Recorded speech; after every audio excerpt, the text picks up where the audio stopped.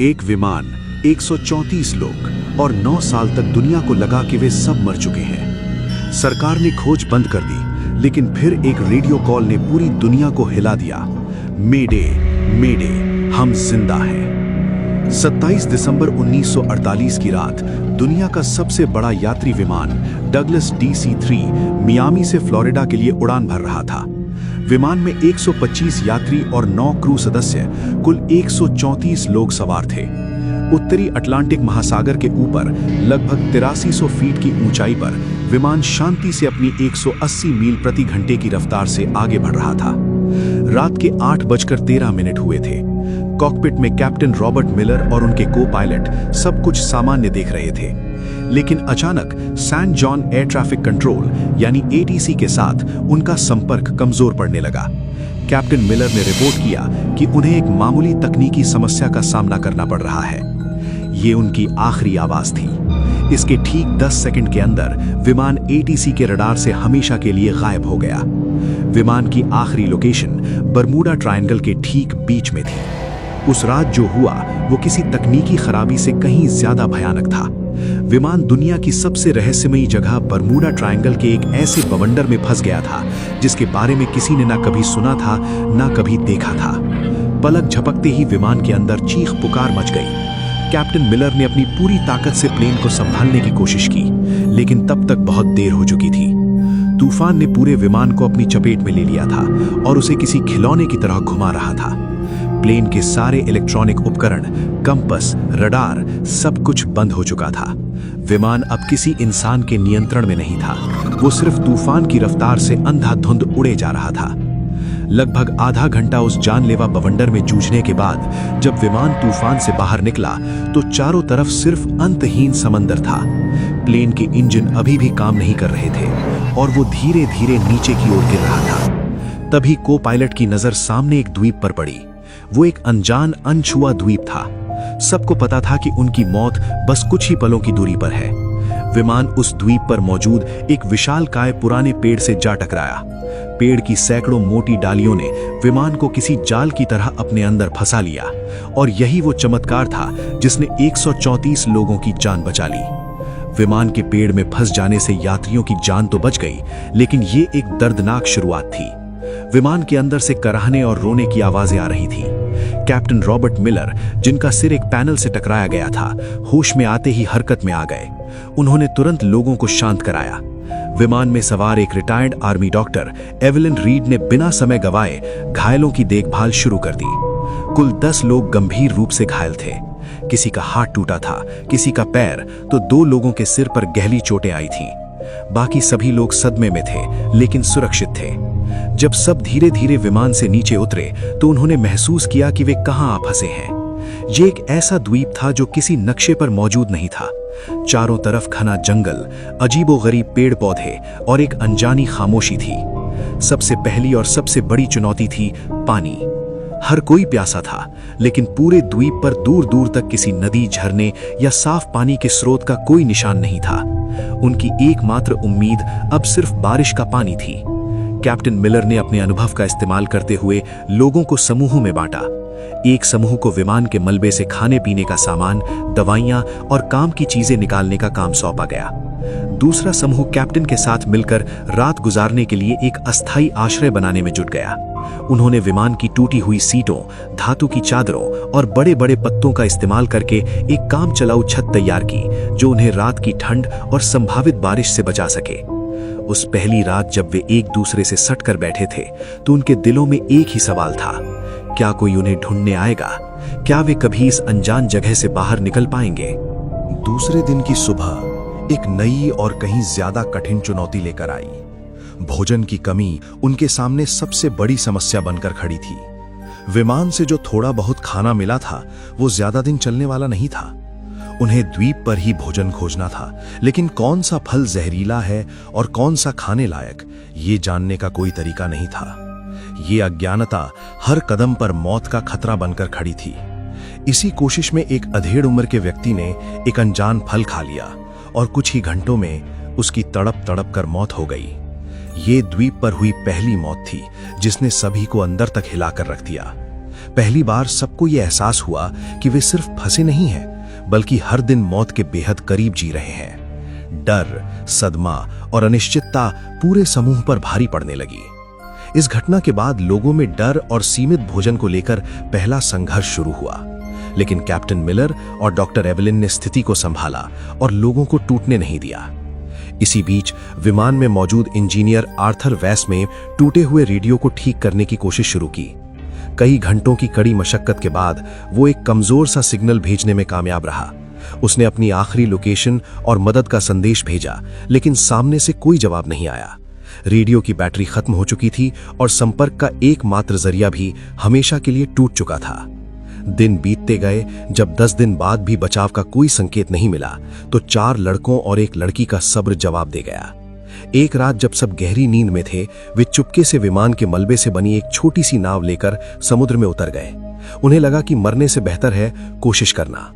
वे फिर कभी लौटकर नहीं आए। उनका क्या हुआ, वे कहां गए, ये एक रहस्य बनकर रह गया। उनके जाने के बाद बचे हुए लोगों को यह एहसास हो गया कि अब उन्हें लंबे समय तक इसी द्वीप पर रहना पड़ेगा।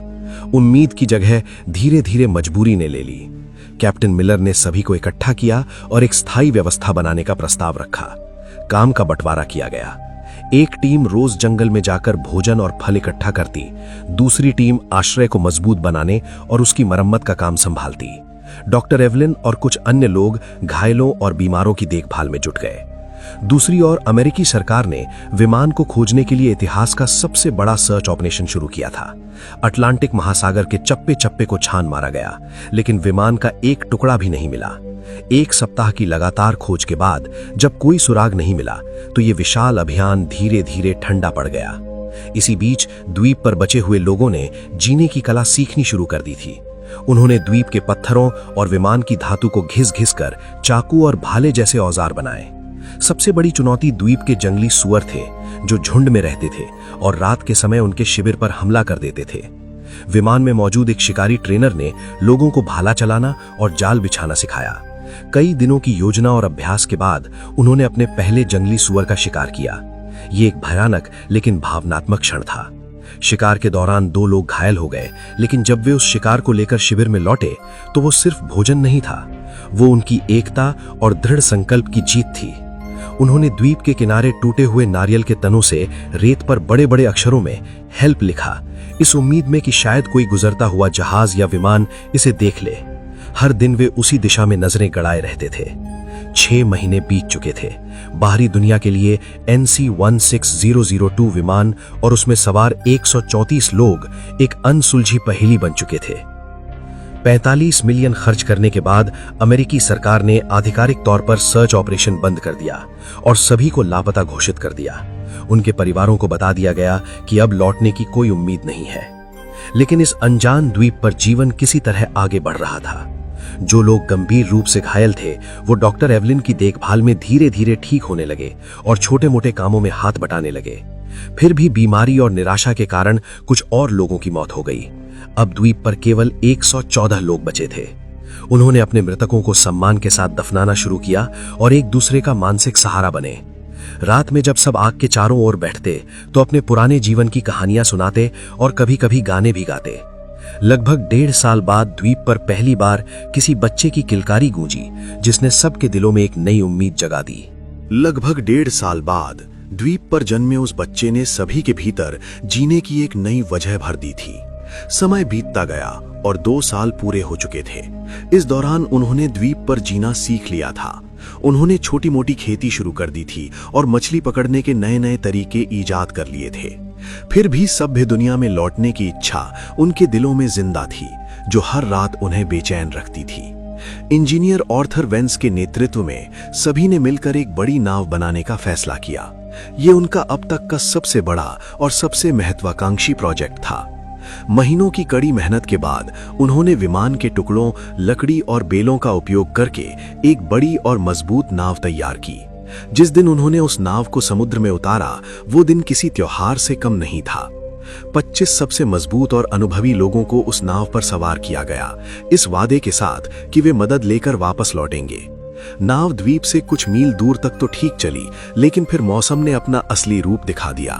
अचानक आसमान में काले बादल घेर आए और एक भयानक तूफान ने उनकी नाव को चारों तरफ से घेर लिया। ऊंची ऊंची लहरों ने नाव को पलट दिया। उनमें से कुछ ही लोग तैरकर किसी तरह वापस द्वीप के किनारे पहुंच पाए, लेकिन उस हादसे में 16 लोगों की जान चली गई। ये द्वीप पर अब तक का सबसे बड़ा झटका था। पहले ही बीमारी और निराशा से 15 लोग मर चुके थे और अब इस हादसे ने 16 और लोगों को उनसे छीन लिया। कुल मिलाकर 31 लोगों की मौत हो चुकी थी और 5 लोग पहले ही भाग चुके थे। अब द्वीप पर केवल 98 लोग बचे थे। इस घटना ने उनके बचने के विश्वास को पूरी तरह चकनाचूर कर दिया। कई लोगों ने मान लिया कि यही द्वीप उनकी कब्र बनेगा और यहां से निकलने की हर कोशिश सिर्फ मौत को दावत देना है। लेकिन फिर भी कुछ लोग ऐसे थे जिनके भीतर उम्मीद की आखिरी लौ अभी बुझी नहीं थी। 5 साल गुजर चुके थे। जो बच्चे द्वीप पर पैदा हुए थे, उनके लिए यही उनकी पूरी दुनिया थी। उन्होंने कभी कार, बिजली या शहर नहीं देखे थे। बड़े लोग उन्हें अपनी पुरानी दुनिया की कहानियां सुनाते, जो उन बच्चों के लिए किसी परी कथा से कम नहीं होती थीं। लेकिन समय के साथ समाज में दरारें पड़ने लगीं।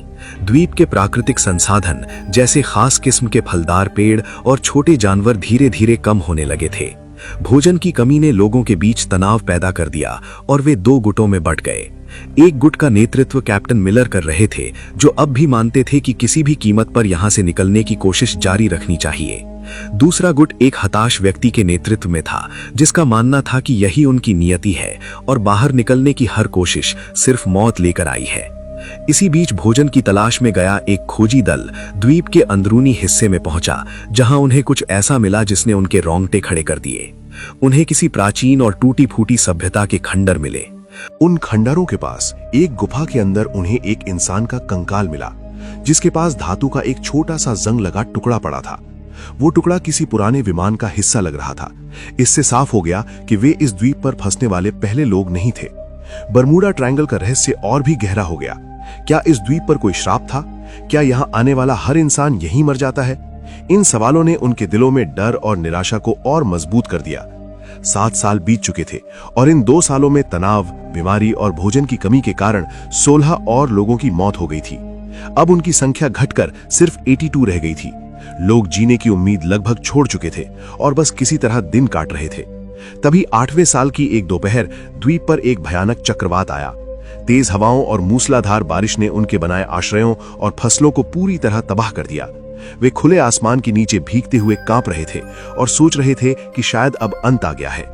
लेकिन कुछ ही हफ्तों बाद द्वीप एक जोरदार भूकंप से कांप उठा। जमीन ऐसे हिल रही थी जैसे फट जाएगी। पहाड़ टूटकर गिरने लगे और पेड़ जड़ से उखड़ गए।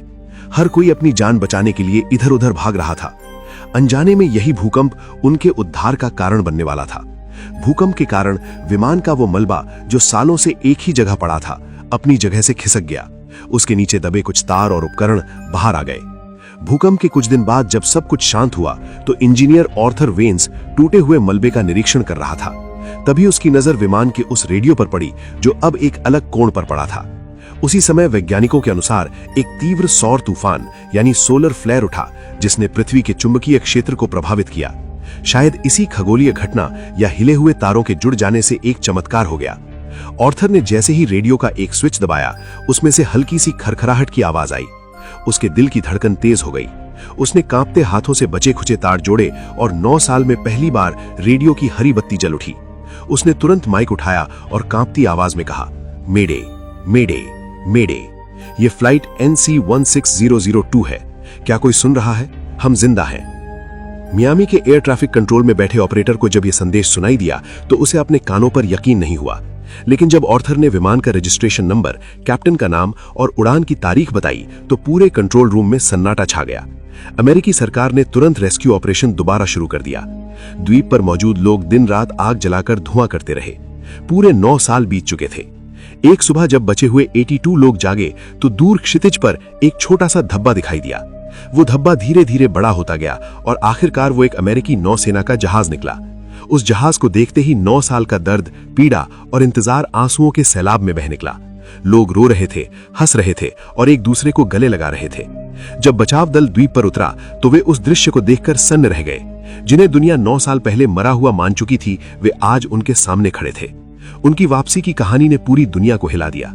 एक साल बाद 1958 में लेखक जेम्स बाल्डविन ने इन बचे हुए लोगों के अनुभवों पर आधारित किताब लिखी, जिसका नाम था lost in the echo of 9 years, survival of flight NC-16002।